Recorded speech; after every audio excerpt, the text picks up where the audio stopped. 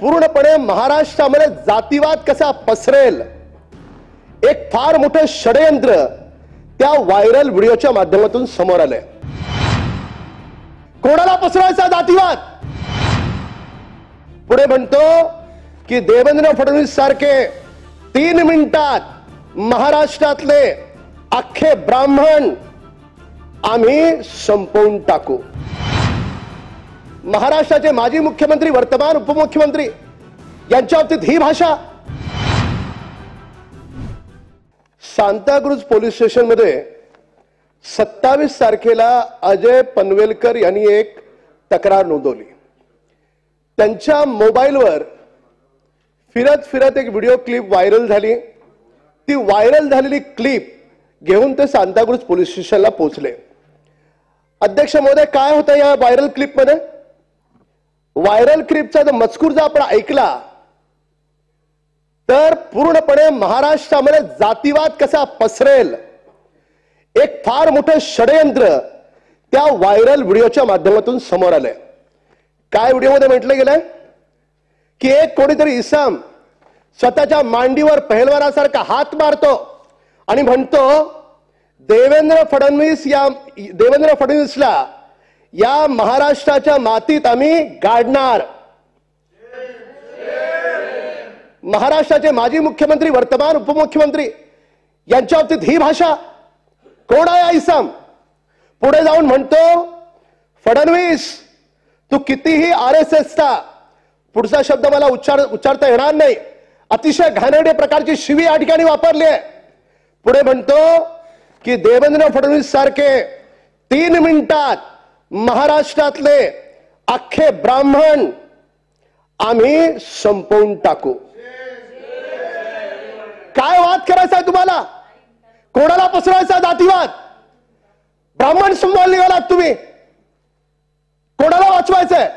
पुढे जाऊन म्हणतात की आमच्यावर काय गुन्हे नोंद करायचे ते करा। हा मराठ्यांचा महाराष्ट्र आहे आणि मराठेच राज्य करणार। अध्यक्ष महोदय, मी स्वतः मराठा आहे।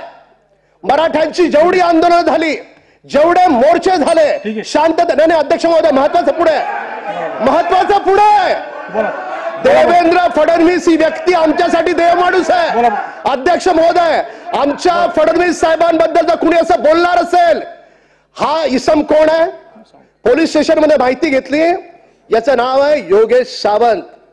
माननीय विरोधी पक्ष नेते, आपल्यालाही चीड येईल, याचे सगळे संबंध कुठून आहेत? याचे बारामतीहून संबंध आहेत।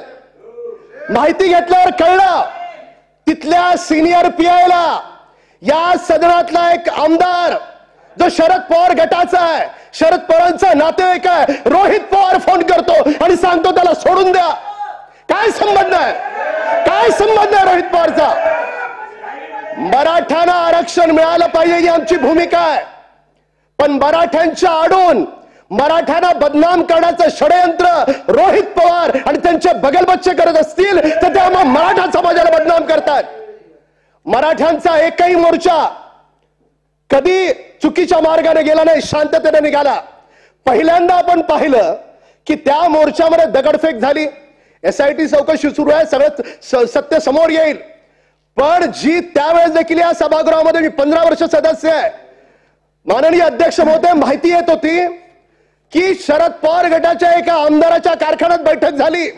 कोण तो आमदार? काय संबंध? कुणी दगड पुरवायचे, कुणी ते दगड मारायचे, मारल्याच्या नंतर मराठा समाज कसा बदनाम होईल हे सगळं षडयंत्र रचलं गेलं। अध्यक्ष महोदय, अध्यक्ष महोदय, अध्यक्ष महोदय, अध्यक्ष महोदय द्यावं लागेल, अध्यक्ष महोदय, अध्यक्ष महोदय, साधा मुद्दा नाहीये। अध्यक्ष महोदय, अध्यक्ष महोदय, अध्यक्ष महोदय, अध्यक्ष महोदय, Rohit Pawar point of information बोलता येत नाही, Rohit Pawar point of information बोलता येत नाही। मी नोंद घेतली, मी निर्देश देतो।